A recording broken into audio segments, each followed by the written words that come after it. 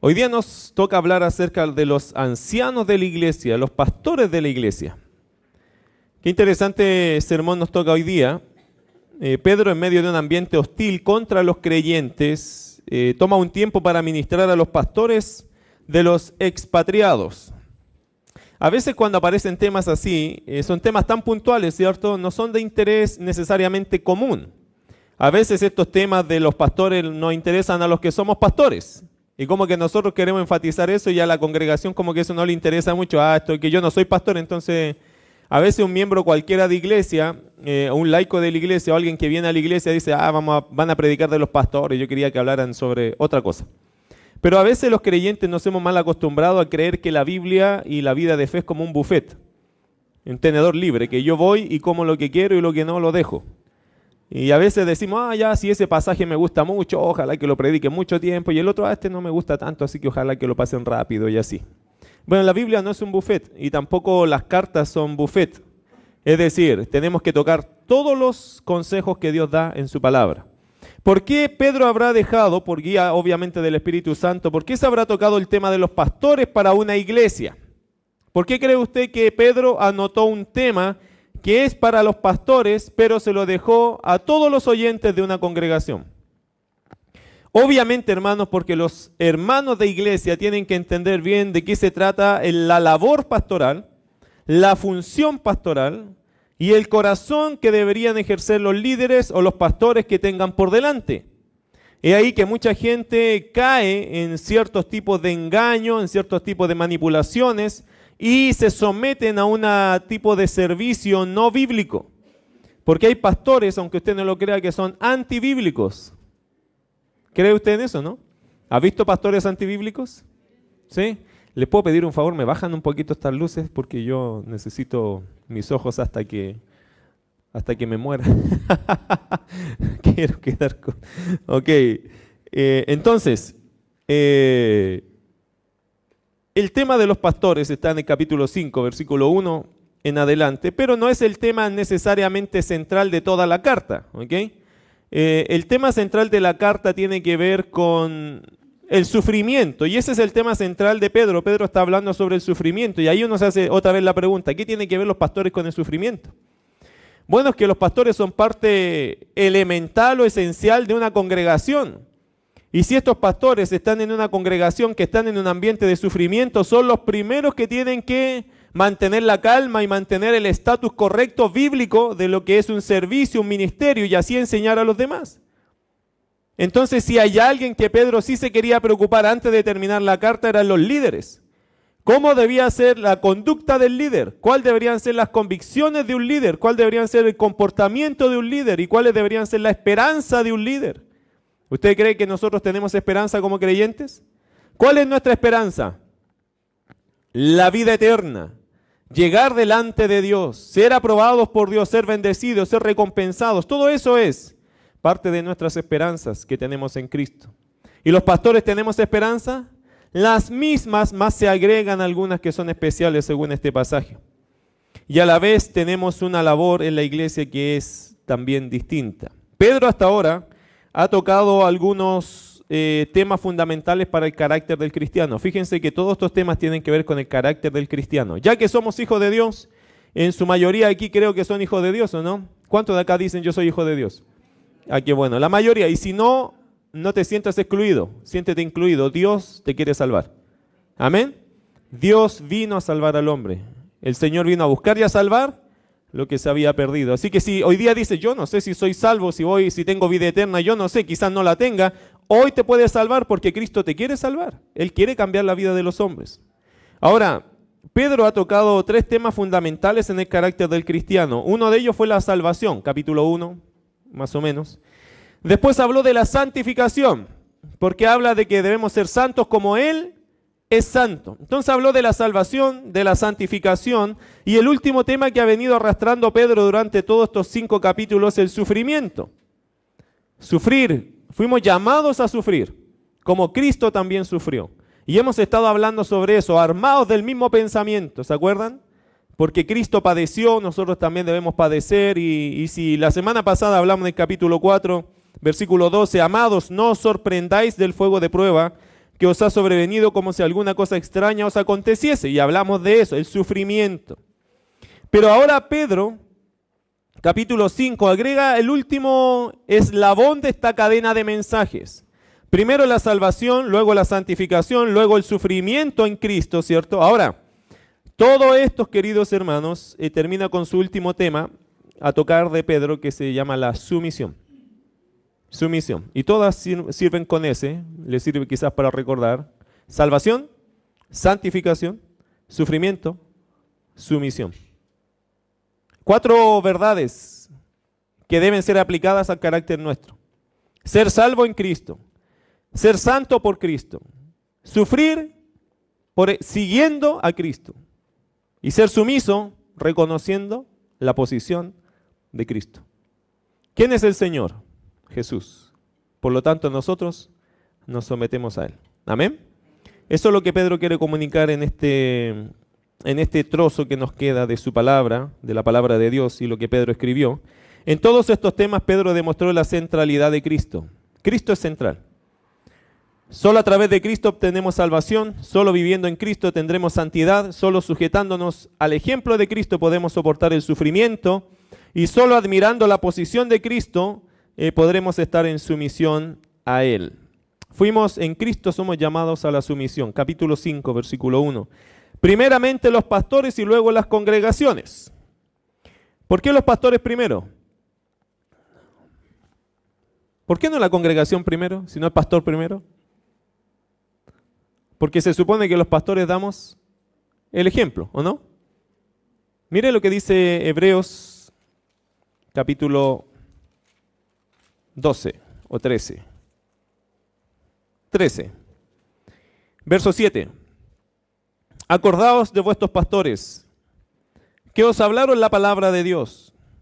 Considerad cuál haya sido el resultado de su conducta. ¿Y qué dice después? E imitad su fe. ¿Es importante que el pastor sea un ejemplo para usted? Tiene que serlo, si no, no tiene sentido que usted venga a un lugar donde el liderazgo no sea respetable o respetado. La mayoría de las congregaciones hoy, mis queridos hermanos, padecen de un liderazgo bíblico. No, por ejemplo, en mi caso, no es mi anhelo caerle bien a todo el mundo. No, mi anhelo es ser un buen ejemplo para usted.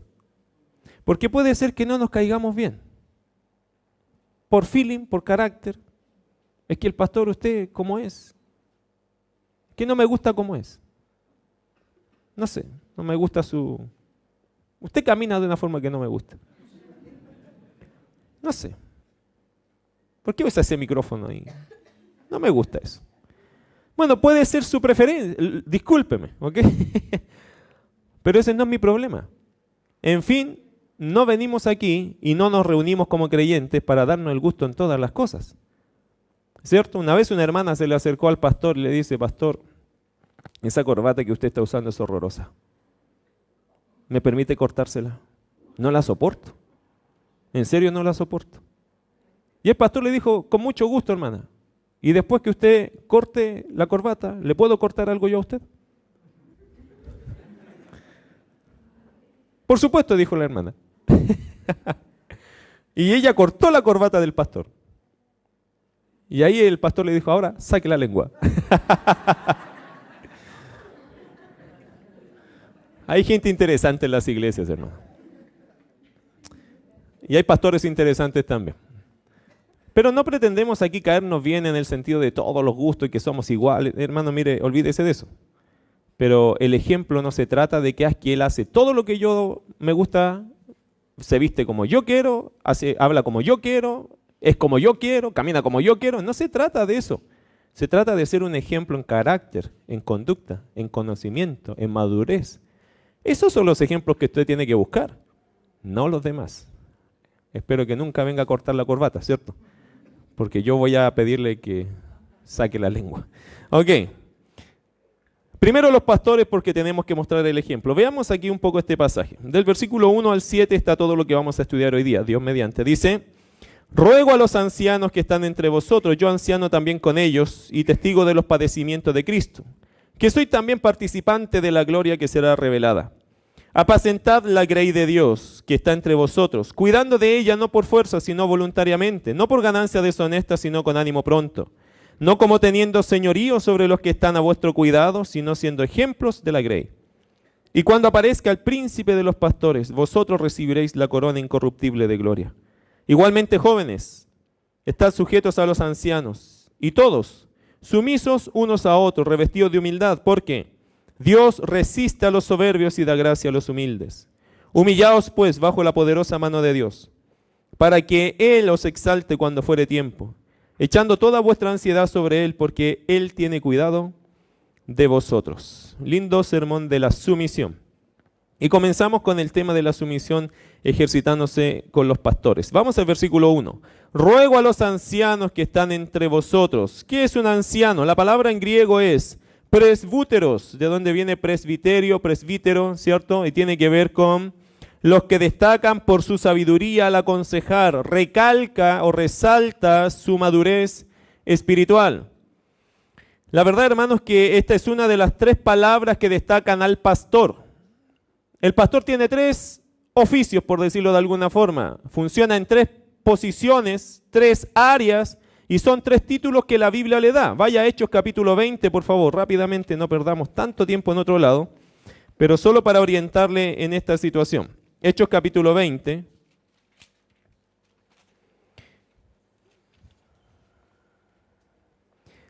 Versículo 17 primero.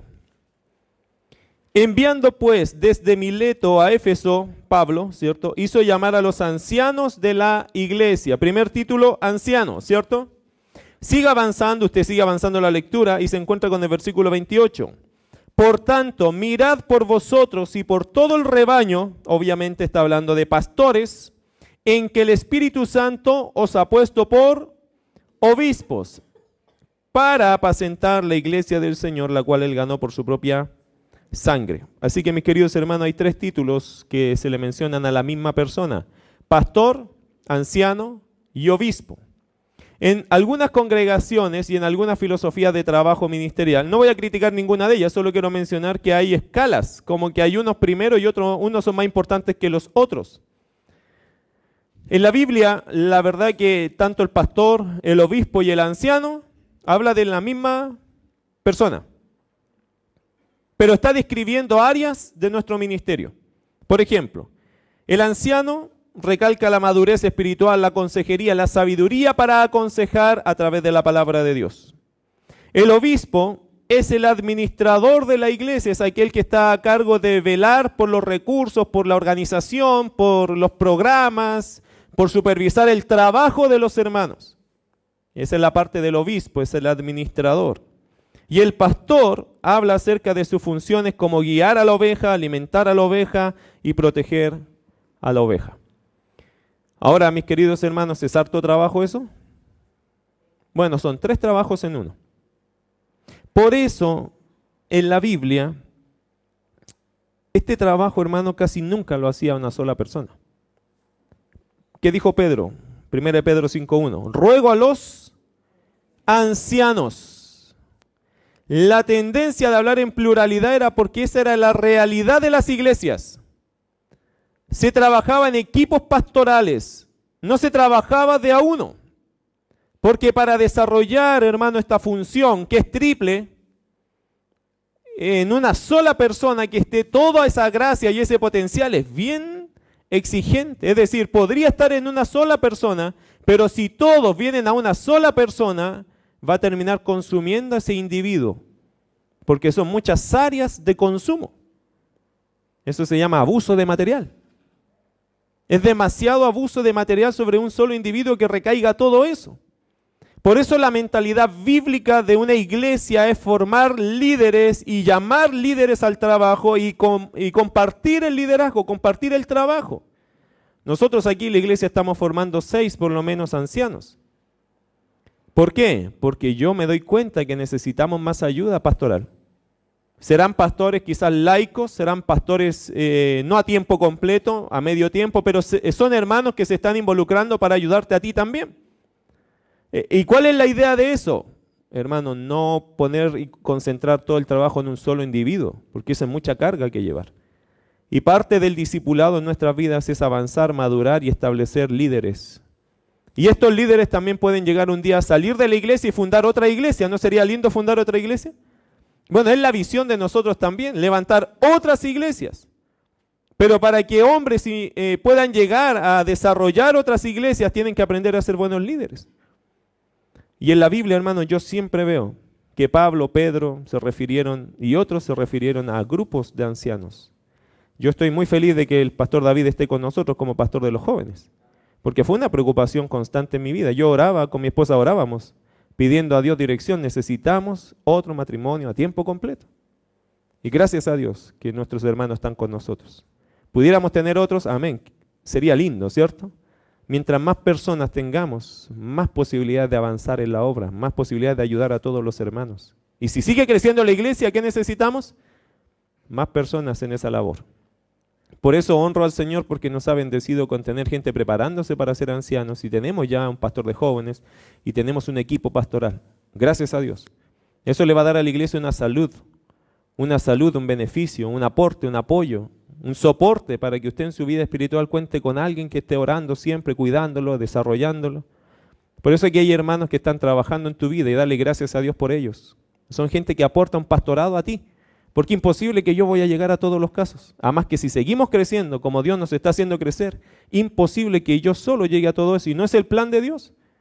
El plan de Dios es que se distribuya ese trabajo para que todos seamos beneficiados y bendecidos con ese trabajo. Ahora, versículo 1, ruego a los ancianos que están entre vosotros. Después dice Pedro, yo, anciano también con ellos, y testigo de los padecimientos de Cristo, que soy también participante de la gloria que será revelada. El apóstol Pedro sabe lo que dice. El apóstol Pedro está queriendo hacer sentir a los pastores, lo que te voy a decir ahora no es algo que yo no esté viviendo. Por eso Pedro dice, yo anciano también con ellos. Es decir, Pedro no te va a dar una exhortación o no va a exhortar a los pastores diciéndoles que hagan esto sin yo estar viviendo lo mismo. Entonces eso al pastor le consuela mucho, sabiendo que el que te está ministrando es alguien que está viviendo el ministerio tal cual como ellos los estaban enfrentando, como ellos estaban pasando momentos difíciles. No se olvide del contexto. En este contexto la iglesia no la estaba pasando bien. Había mucho sufrimiento, mucha pérdida, mucha tristeza, había persecución. Entonces Pedro quiere alentar a los pastores diciendo, mira, si te voy a exigir algo, si te voy a recordar algo, créeme, yo estoy en la misma que tú. Estamos en la misma guerra, estamos en la misma pelea, estamos en la misma batalla. No me es más fácil que a ti, pero te animo con esto.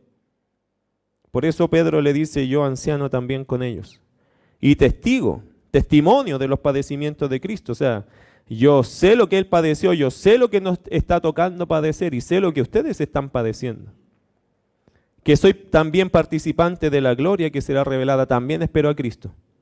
También sirvo con la esperanza de ver a Cristo. Versículo 2, las indicaciones. ¿Cuáles son las indicaciones que Pedro da a los pastores? Versículo 2, apacentad la grey de Dios. ¿Qué es la grey? Se puede traducir como rebaño. Apacentad el rebaño de Dios. La palabra apacentar es poimánate, esa es la palabra, no tiene que recordar eso. Simplemente significa pastorear. Habla acerca de sus funciones como el guía de las ovejas, el que da alimento a la oveja y el que protege a la oveja de peligros o amenazas. Ese es el pastor, en la labor pastoral. Por eso apacentad es directamente incluido ese aspecto del pastor que es el pastoreo. Más que obispo, más que anciano, en este caso está acentuando el cuidado pastoral. Apacentad la grey de Dios que está entre vosotros. Gracias a Dios que Dios nos dejó responsable de la que está entre mí, la que me corresponde a mí. Y es verdad que uno cuando es pastor va a cualquier iglesia y todas las iglesias que te conocen, no, hola pastor, ¿cómo estás? Pero mi responsabilidad delante de Dios son ustedes. Las otras iglesias, que Dios bendiga a los otros pastores, ¿cierto? Y yo amo mi iglesia, me encanta mi iglesia. Yo voy a otras iglesias y amo más mi iglesia. Y es la pura verdad. Yo agradezco a Dios por estar aquí. Yo aquí me siento identificado, aquí yo siento las huellas de mis manos. Pero yo en otro lado voy y digo, hay tanto que hacer, hay tanto que cortar y pulir aquí, que doy gracias a Dios por mi iglesia. Porque por los años que hemos dedicado acá, yo puedo ver el fruto del trabajo. Y sé que otras iglesias la están pasando mal. Hay que orar, por supuesto hay que orar por ellos. Pero yo doy gracias a Dios por mi iglesia. Y doy gracias a Dios también que a mí me toca responder por esta iglesia. Por esta iglesia a mí me toca dar cuenta al Señor, no por todas las demás iglesias. Y Pedro les dice a los hermanos acá, apacentad, trabajar con el rebaño de Dios que está entre vosotros, los que te tocó, los que Dios puso, ellos son los que tienes que cuidar. Dice versículo 2, cuidando de ella. Y aquí da características, no por fuerza. ¿Qué significa no por fuerza? No por obligación. No por obligación. Se cuenta de un joven que la mamá todas las mañanas el día domingo lo despertaba, le decía, cariño, tienes que ir a la iglesia. Y el joven le decía, no quiero ir a la iglesia, no quiero ir a la iglesia. Hijo, tienes 3 razones por qué tienes que ir a la iglesia. Número 1, eres viejo ya. Y ya debes ser responsable, porque eres viejo. 2, la gente de allá te ama mucho. Y tienes que ir porque ellos te aman. Y número 3, eres el pastor. Así que tienes que ir.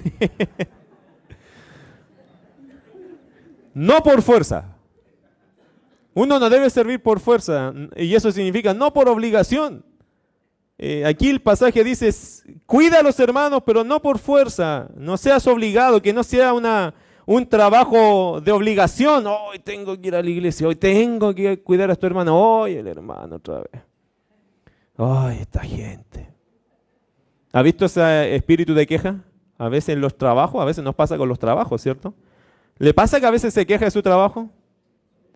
Qué rico mañana lunes, tengo que ir a trabajar. Y le sale del alma esa queja. No está diciendo, me quejo de mi trabajo, pero su actitud es de queja, ¿cierto? Bueno, los pastores no podemos quejarnos. ¿Por qué no? Esto no es una obligación. ¿Qué dice el versículo?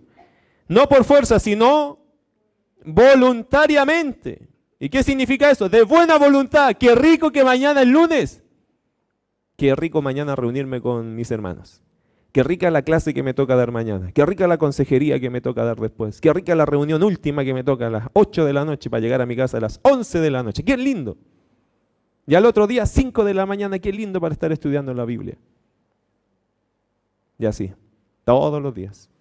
Qué lindo venir al culto, qué rico trabajar con la gente. Hermano, y no es ironía, uno tiene que disfrutarlo. Cuando gente te pide consejo, ayuda, oración, uno necesita hacerlo de buena voluntad. Ver cara alegre, decir, oye, hay una oportunidad de salir a evangelizar, ¡qué bueno! Pastor, ¿sabe que podríamos hacer una visita a tal lugar? ¡Qué bien, hermano, qué bueno! La semana pasada me gocé mucho porque llegó una familia. Hay un hermano acá que tiene ganas de ir a evangelizar a los hospitales. Le estoy apoyando, animado con que eso emprenda. Escuchó sobre ese aviso este otro hermano y me dijo, pastor, ¿y la gente que vive en la calle? Oh, qué buena idea. ¿También hay que ganarlos? Sí. ¿Te ofreces? Sí, me dice. Amén, vamos a estar orando por eso. La brigada de amor. A los vagos de la calle, ganarlos para Cristo. Bueno, ¿somos los primeros que estamos haciendo esos ministerios? No, si esto se ha hecho por muchos años. ¿Pero es bueno hacerlo? ¿Y es bueno que se levante gente de la iglesia? Por supuesto. Querido hermano, pero hay que hacerlo de buena voluntad. No decirle, ay hermano, ¿sabes que tenemos tanto que hacer que no, me da lata? No, ¿sabes que de hecho no? Ni siquiera voy a orar por eso. Mucho trabajo. Ya tengo harto trabajo, andar haciendo más trabajo. Están locos. Hay pastores que tienen esta política. Yo solamente oro por 100 personas en mi iglesia, nada más. Porque más que eso, es mucho trabajo. Y esa es su oración. Señor, cuando me des 100, se acabó. No, nadie más. Empiezo a echar a los demás porque 100 es todo lo que yo voy a hacer. ¿Qué le parece esa mentalidad? ¿Bíblica? No. Pero a veces es eso porque existe un poco de mala voluntad, de no esforzarme un poquito más. Bueno, primera cosa, no por fuerza, no por obligación. Pedro está queriendo, hermano, advertir acerca del peligro de la flojera en el ministerio, de la pereza en el ministerio. ¿Usted sabe que hay pastores que son perezosos? Bueno, a lo mejor no sabe, pero le voy a decir yo, hay una tentación a tener una pereza espiritual. De relajarse y no estar haciendo nada. de creer que el ministerio es para flojear. Y la verdad, hermanos, es que hay gente que ha tomado el ministerio como una oportunidad para decir, ah, qué rico, toda la semana libre. Y solo predico el domingo, excelente. Y eso no es bíblico. Es decir, el pastoreo no es para descansar, hermano. De hecho, los que conocen el ministerio pastoral de adentro se darán cuenta que el ministerio pastoral tiene muchas cosas. Hay poco tiempo para muchas cosas y hay mucho que hacer. Ahora, creo que Pedro está previniendo un poco eso. ¿Qué nos libra de la tentación, hermano, a flojear?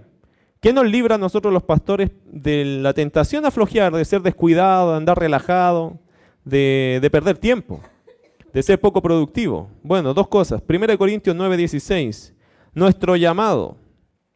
1 Corintios 9:16, vamos allá. 1 Corintios 9:16 dice, pues si anuncio el evangelio no tengo por qué gloriarme, porque me es impuesta necesidad. Y ay de mí si no anunciare el evangelio. Primera cosa, tener muy claro el llamado que tenemos. Ay de mí que yo no cumpla mi trabajo. Este es un trabajo, hermano, que no se marca tarjeta, porque este trabajo es 24/7. 24 horas, 7 días a la semana. Y es así, y uno debe mirarlo así, porque pasan situaciones en cualquier momento del día y aún de la noche, y de vez en cuando te toca acudir a muchos de ellos. Hay situaciones difíciles, duras, que usted ni se va a enterar, porque tampoco podemos andar revelando cada cosa que se hace o que se vive, pero este trabajo es 24/7. Es para las personas que le encanta el trabajo, que están dispuestos a trabajar, que están dispuestos a interrumpir cualquier cosa de su vida por amor a las personas. Porque así se tiene que vivir el ministerio. Y otra cosa, Romanos capítulo 1, versículo 15, habla de la urgencia de la obra. No solamente es un trabajo 24/7, sino que también es un trabajo que se debe hacer con urgencia. Romanos 1:15, así que en cuanto a mí, pronto estoy a anunciaros el evangelio también a vosotros que estáis en Roma. Y habla de qué, de la urgencia. Yo necesito trabajar aquí, sí, pero tengo que ir más allá también. Entonces yo no tengo tiempo que perder. ¿Usted tiene tiempo que perder en su vida? ¿Cuántos de aquí sienten que pierden tiempo? Hay alguien que dice, yo creo que pierdo tiempo. Me pongo a ver una telenovela, pierdo 3 horas en esa cuestión. ¿Hay algunos que pierden tiempo? Hay varios. Pero en el pastorado, hermano, no se puede perder tiempo. Uno puede tomarse un break, pero no puedes perder tu vida dilatada en cosas que no son útiles, que no son del ministerio. Hay muchas cosas que tenemos que sumar. Tenemos que ser buenos trabajadores, tenemos que ser buenos cristianos, tenemos que tener nuestra vida espiritual al día, tenemos que cuidar a nuestra familia, tenemos que velar por la esposa, porque la esposa de un pastor no es lo mismo que la esposa de cualquiera de ustedes. Ella tiene un desgaste distinto por el trabajo que me toca a mí, ella tiene que hacer un trabajo también. Entonces yo debo cuidarla a ella de otra forma. Y a mis hijos les toca otra forma de vivir. Entonces uno tiene que velar por todo eso para que todo funcione. Y además de eso, ser un pastor preocupado de los estudios para que tenga que ofrecerle a los hermanos constantemente comida fresca, ¿o no? ¿No le gusta a usted que le den buenos estudios bíblicos? Usted es de paladar fino, hermano. ¿Cómo sé yo eso? Vaya a otra iglesia a escuchar el sermón y llegan diciendo acá, sí, estuvo más o menos, sí. Porque usted ya se acostumbró, tiene paladar fino. No come cualquier cosa. No, bonito el culto, la alabanza y todo, pero la palabra. Hasta yo podría predicar mejor, dice. Porque usted ya se acostumbró a que le expliquen la palabra, a entender la palabra, a manejar los conceptos de la palabra y ir versículo por versículo. Oye, pastor, no, allá tiraron una idea por aquí, otra por allá y se dieron una vuelta. Es pura motivación, dice. Tiene paladar fino usted. Donde vaya usted va a buscar el formato que está acostumbrado.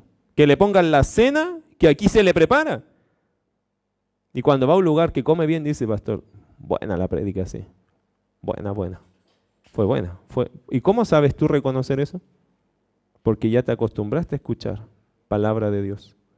Con el esfuerzo de alguien que está tratando de hacerlo claro para ti, interpretado correctamente. ¿Nota? Usted es de paladar fino, hermano.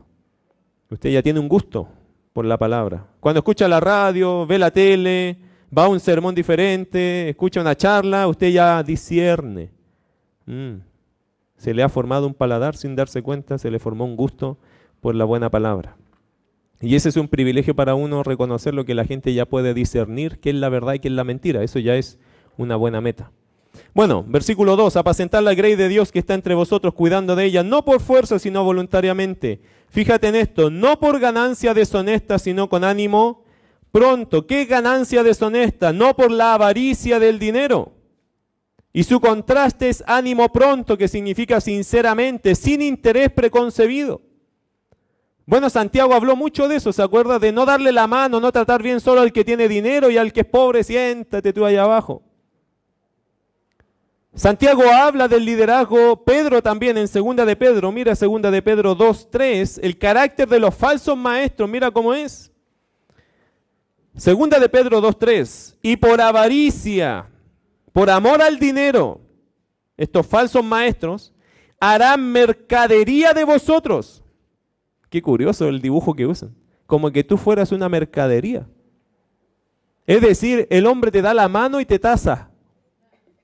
¿Cuánto me dará este pecador?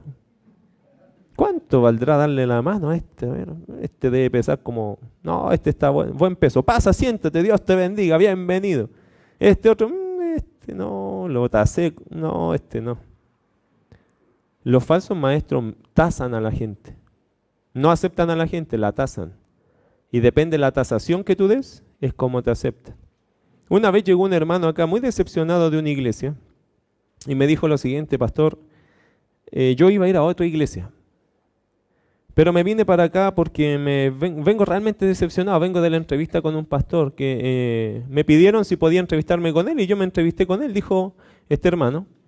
Y dijo que en la entrevista el pastor le dijo: ya hermano, mira, todo bien, tú eres de tal iglesia, sí recibiste a Cristo, y ahora te hago otra pregunta. ¿Cuánto ganas? ¿Cuánto ganas? Porque queremos saber cuánto va a ser tu diezmo en este lugar. Y el hermano le dijo: oh, gracias pastor por la entrevista, Dios te bendiga, se fue. Decepcionado. Porque una de las cosas primeras en su entrevista fue: ¿cuánto me va a aportar? Hermano, ¿esa es la meta de una iglesia? No. Ese es un fruto de Dios en la vida tuya, que tú vas a dar con generosidad porque Dios te va a motivar a eso, porque Dios va a hablar contigo, porque Dios te va a cambiar el corazón o porque Dios va a enseñarte eso de su palabra. Pero no somos los pastores que tenemos que andar sacándole a la gente eso. Justamente caminar por ese rumbo es hacer mercancía, mercadería de las personas. Versículo 3. Y por avaricia harán mercadería de vosotros con palabras fingidas. Oye hermano, tú eres un hermano de Dios, varón de Dios.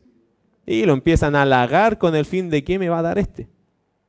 Entonces, hermano, pero es para procurar, es para provocar que la persona suelte.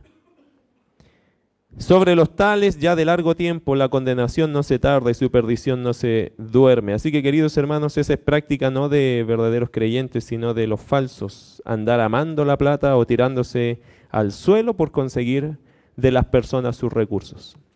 ¿Nosotros creemos que Dios va a dar?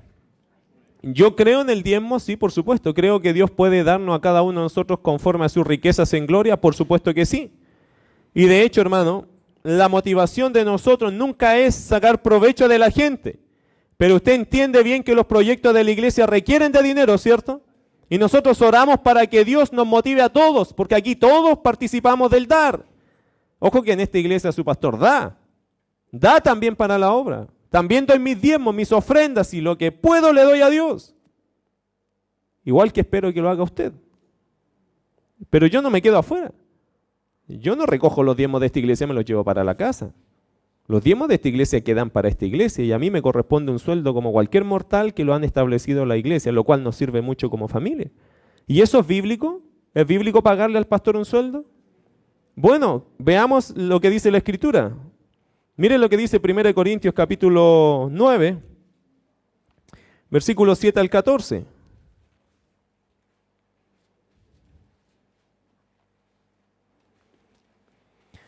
Primera de Corintios 9, 7 al 14 dice: ¿quién fue jamás soldado a sus propias expensas?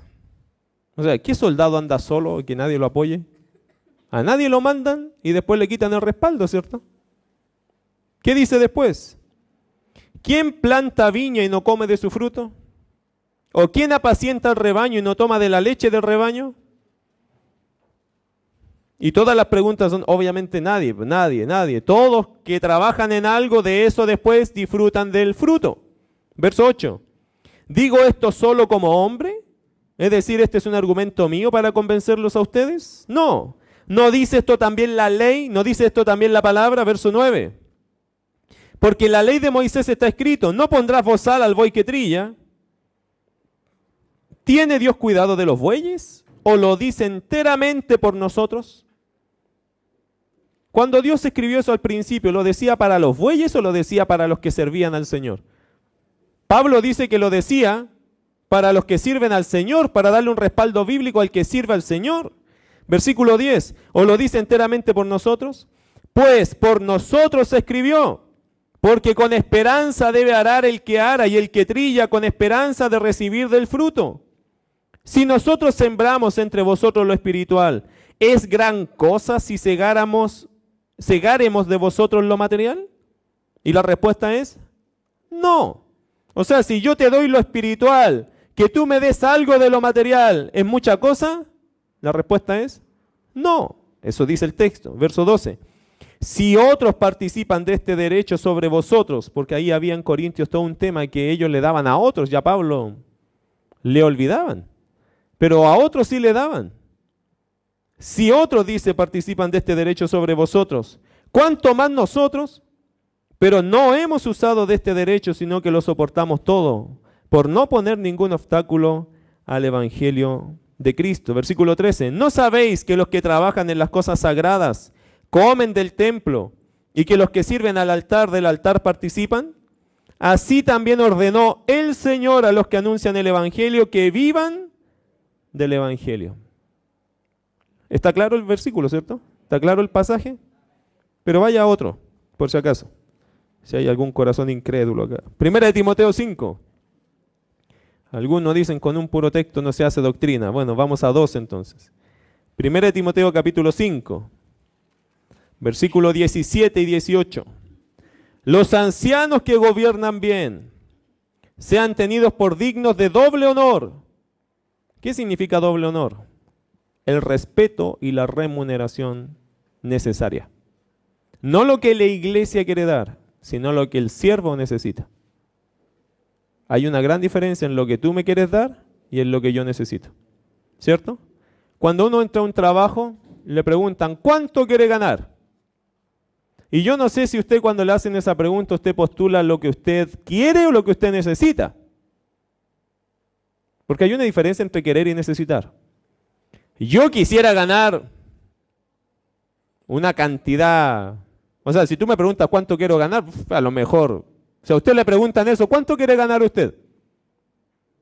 Hermano, si a usted le preguntan ya, ¿y cuánto quiere ganar? ¿Qué diría usted? Lo que más me puedas dar. Pero fíjese que los pastores no nos hacemos esa pregunta. Nosotros decimos, ¿cuánto necesito ganar? Sacamos la ambición y ponemos la necesidad, la realidad. Y yo creo que un buen pastor siempre está pensando en la necesidad más que en la ambición.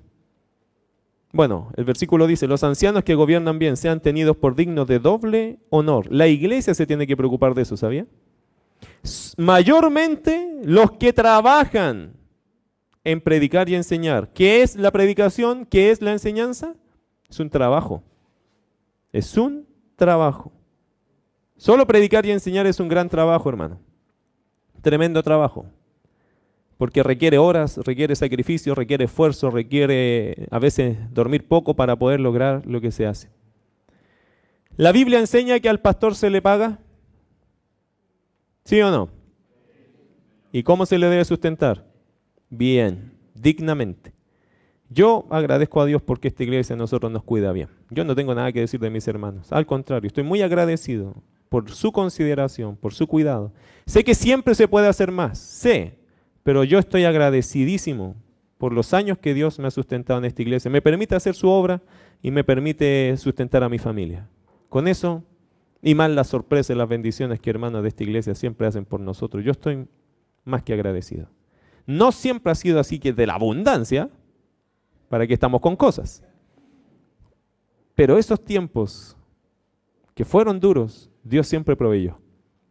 A través del cariño, la generosidad, estas manos, Dios obró.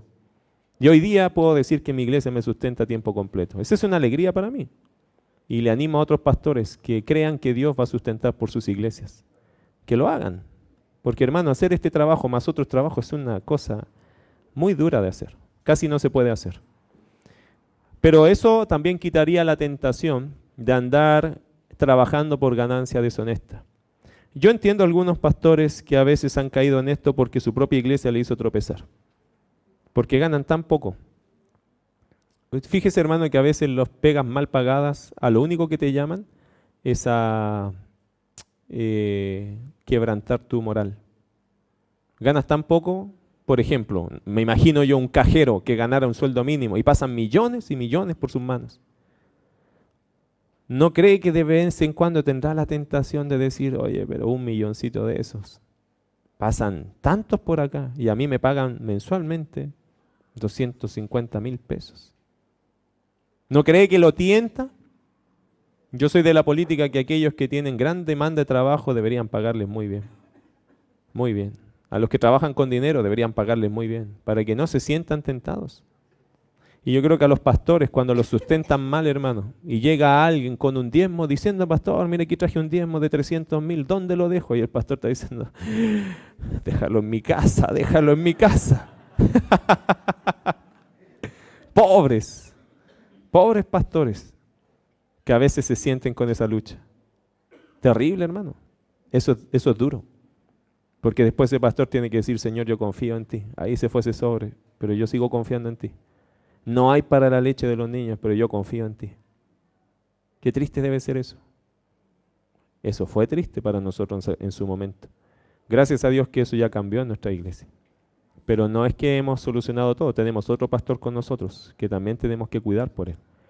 Así que, querido hermano, Dios siempre nos sigue desafiando. Usted tiene que seguir entendiendo algo. Dios te ha puesto aquí no solo para ser bendecido, sino también para bendecir. A ti solo te cuesta lo material. Nosotros estamos poniendo mucho de lo espiritual. Así que si estamos dándote lo espiritual, ¿es mucho que te pidamos lo material? No. Entonces una iglesia bien educadita es una iglesia generosa también, que sabe dar porque entiende la responsabilidad que hay por delante de sus siervos. En buena lid, aquí no hay un interés, pero todos nosotros deberíamos ser obedientes a Dios. Todos nuestros pocos van a hacer lo suficiente para que esta iglesia marche y tenga lo suficiente. ¿Amén? Bueno, wow, se me está pasando mucho el tiempo. Apacentar la grey de Dios que está entre vosotros, cuidando de ella, no por fuerza, sino voluntariamente, no por ganancia deshonesta, sino con ánimo pronto. No como teniendo señorío sobre los que están a vuestro cuidado, sino siendo ejemplos de la grey. Cuando dice no como teniendo señorío, significa como si fuéramos los dueños, no como si fuéramos los dueños. Su contraste es siendo ejemplos de la grey, del rebaño. Nuestra meta como pastores, hermanos, no es un día dejar de ser un servidor. No es nuestra meta un día voy a dejar de servir. No, nuestra meta como pastores es cómo llegar a servir mejor. Nunca estamos pensando en dejar como en lo secular, ¿cierto? En lo secular, en lo profesional, ¿cómo se ve esto?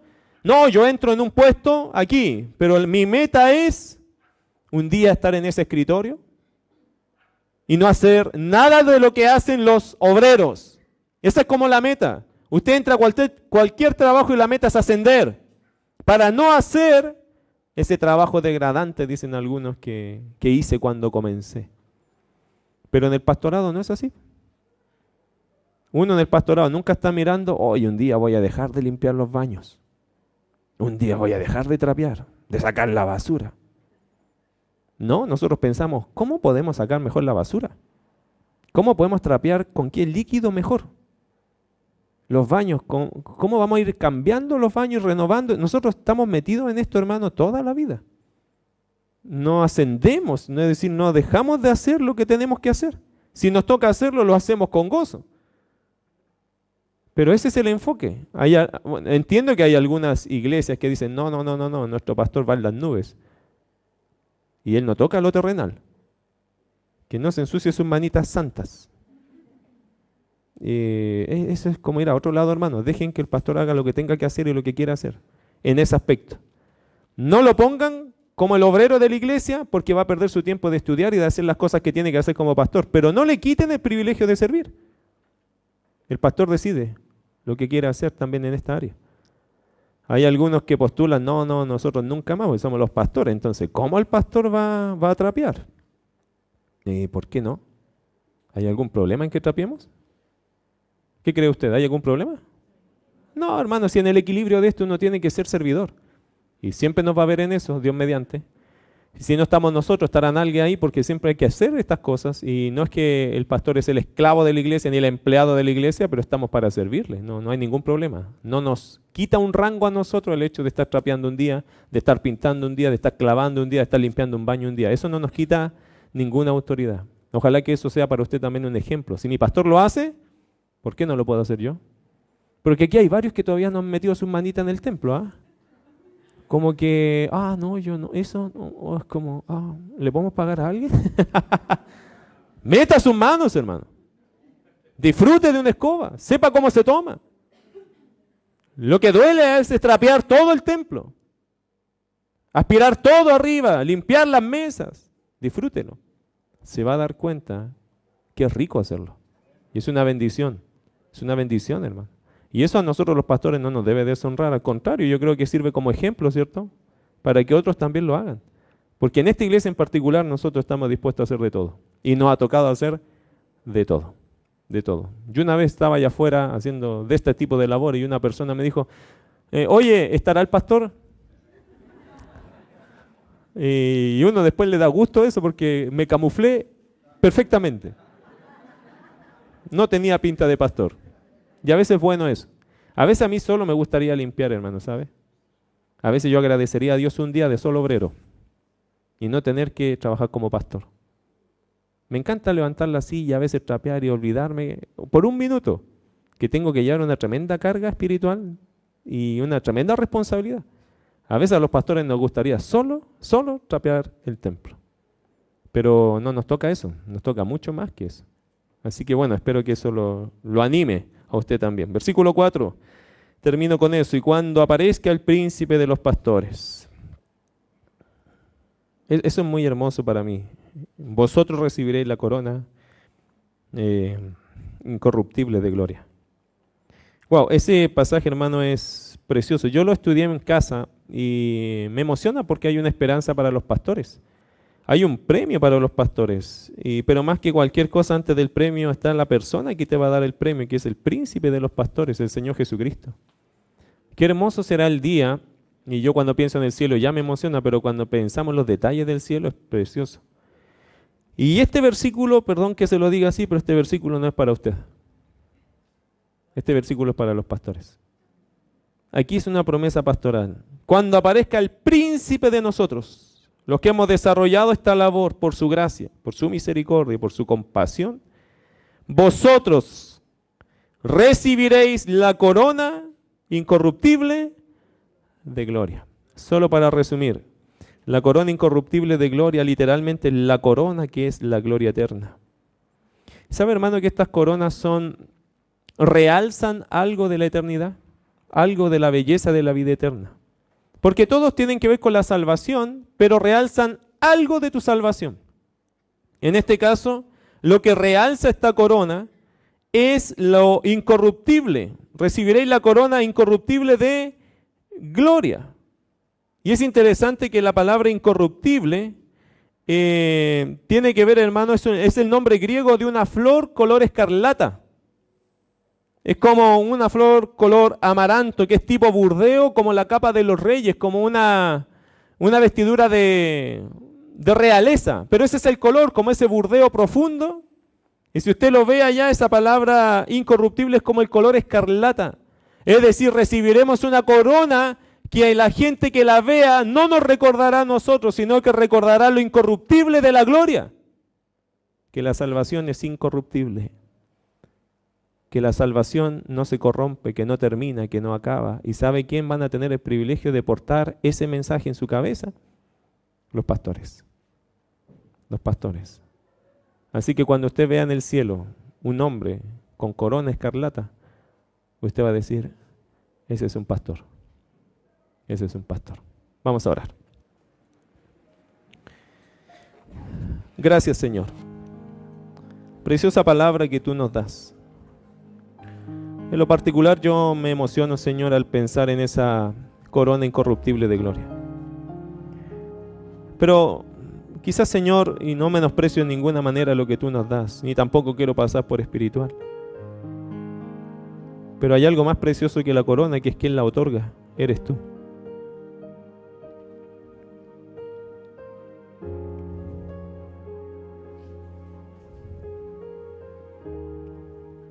Yo siempre pienso, Señor, quiénes somos nosotros para siquiera ser salvos, para mirarte al rostro. Pero que tú nos llames aparte para entregar una corona.